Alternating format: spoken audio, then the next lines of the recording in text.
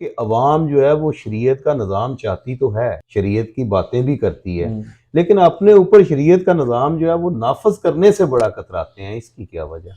अवाम जो है वो ये महसूस कर रही है कि काफ़ी सारे उम्मीदवारान आपके जो हैं वो क्लीन शेव भी आपकी पार्टी में शामिल किए गए हैं। वो एक मुल्ला का, मौलाना का जो एक टैग मौजूद था ना जी, कि सिर्फ ये मुल्लाइज़म पार्टी है। इस दफ़ा जो आपके कैंडिडेट्स हैं मुख्तलिफ हलकों से, वो क्लीन शेव भी हैं। तो उस हवाले से क्या पार्टी का कोई मंशूर में कोई तब्दीली आई है या पार्टी की कोई स्ट्रेटजी तब्दील हुई है? साद रिजवी साहब गुजरात की सरजमीन पर तशरीफ़ ला रहे हैं, ये बताएं वो कब तशरीफ़ ला रहे हैं और उस हवाले से आप आवाम को क्या पैगाम जी देना चाहेंगे? इंशाअल्लाह ताला जनाब वो 30 जनवरी को गुजरात में तशरीफ़ ला रहे हैं।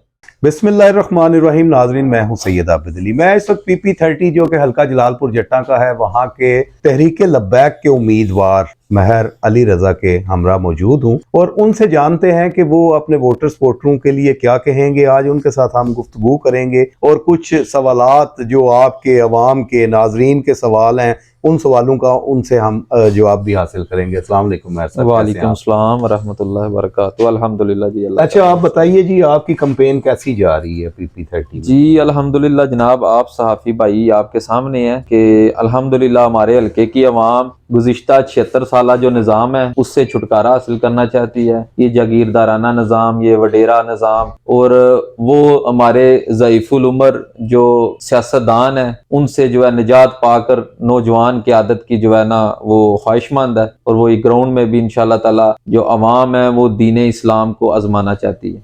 अच्छा महर साहब, ये बताएं कि आपके जलसे जुलूस, मीटिंग्स, कॉर्नर मीटिंग, उसमें आपको अवाम का कैसा रिस्पांस नजर आ रहा है? जी अल्हम्दुलिल्लाह जनाब, अवाम का रिस्पांस हमें 100% नज़र आ रहा है, क्योंकि जो 76 साल से जुल्म और ज्यादती अवाम के साथ हुआ है, अवाम की आंखें खुल गई हैं और उनको पता है हकीकी मानों में अगर निज़ाम, चेहरे बदलने से निज़ाम नहीं बदलेगा, निज़ाम बदलेगा तो ही मुल्क बेहतर होगा। और वो मुल्क जो है मुल्क पाकिस्तान इस्लाम के नाम पर हासिल किया गया था, जब तक इसमें इस्लाम का निज़ाम नहीं आएगा मुल्क बेहतर नहीं हो सकेगा। अच्छा, मुझे एक चीज सिर्फ ये बताएं कि अवाम जो है वो शरीयत का निज़ाम चाहती तो है, शरीयत की बातें भी करती है, लेकिन अपने ऊपर शरीयत का निज़ाम जो है वो नाफज करने से बड़ा कतराते हैं। इसकी क्या वजह?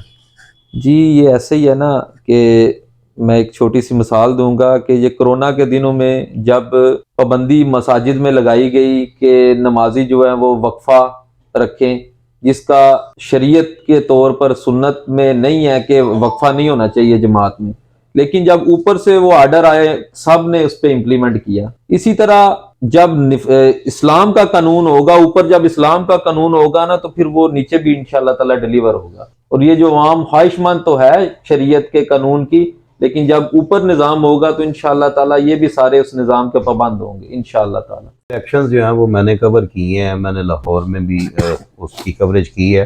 तहरीक लब्बैक पाकिस्तान की दूसरी सबसे बड़ी जमात बन के उभरी थी 2018 में। जी जी जी तो अल्हम्दुलिल्लाह। उसके बाद जो है वो आप लोगों की तरफ से खामोशी और सन्नाटा नजर आया, क्योंकि काफी सारे, जब यहाँ पर चनाब पुल के ऊपर जो है वो आपका एक धरना आ रहा था, उस वक्त भी हमने कवरेज की, उस वक्त भी हमने जी हालात जी देखे। अब आप क्या समझते जी, हैं, आप क्या ये जो है हालात ना है? एक गलत परसेप्शन क्रिएट किया गया है। जितना गुज़िश्ता 5 साल से लेकर तहरीक लब्बैक पाकिस्तान ने ग्राउंड वर्क किया है, किसी भी सियासी जमात ने नहीं किया।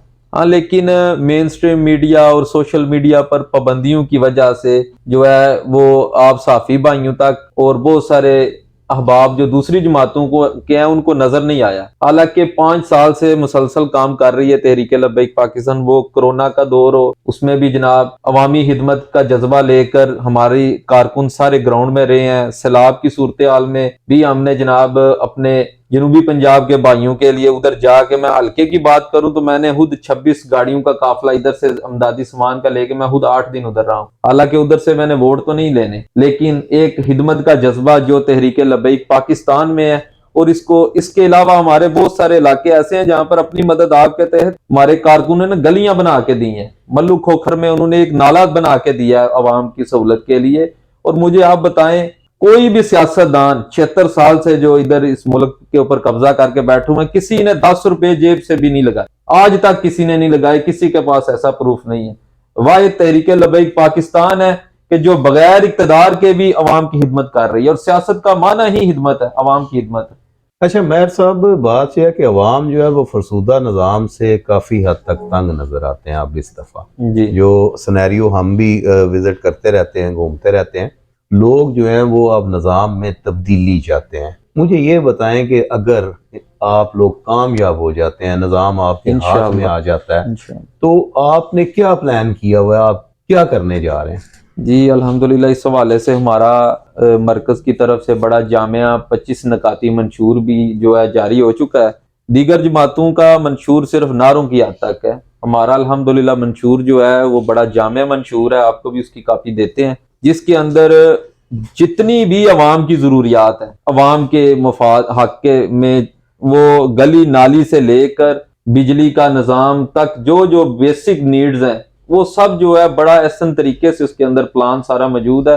तो इंशाअल्लाह ताला तहरीक लब्बैक पाकिस्तान आएगी। हमारा यकीन है कि निज़ाम मुस्तफ़ा का जब नफाज होगा तो किसी को भी जो है ना अपना हक लेने के लिए जलीलो ख्वार नहीं होना पड़ेगा। इंशाअल्लाह ताला तहरीक लब्बैक पाकिस्तान के आने से हर जरूरतमंद को उसका हक उसके डोर पे मिलेगा इंशाअल्लाह ताला। अदल के हवाले से भी बड़ा हमारा जामिया प्लान है, एनर्जी सेविंग के हवाले से भी, सोलर सिस्टम के हवाले से भी उसमें जनाब पॉइंट्स हैं। इस तरह बहुत सारी 25 नकाती वो हमारा मंशूर है। उसके अंदर मैं आपको भी दावत देता हूँ कि आप वो मंशूर जो है पढ़े भी और उसको जो है ना अपने प्लेटफॉर्म पे आम लोगों तक पहुंचाएं भी। जी ज़रूर इंशाल्लाह। अच्छा, एक अवामी सवाल है जी, इस दफ़ा अवाम जो है वो ये महसूस कर रही है कि काफ़ी सारे उम्मीदवारान आपके जो हैं वो क्लीन शेव भी आपकी पार्टी में शामिल किए गए हैं।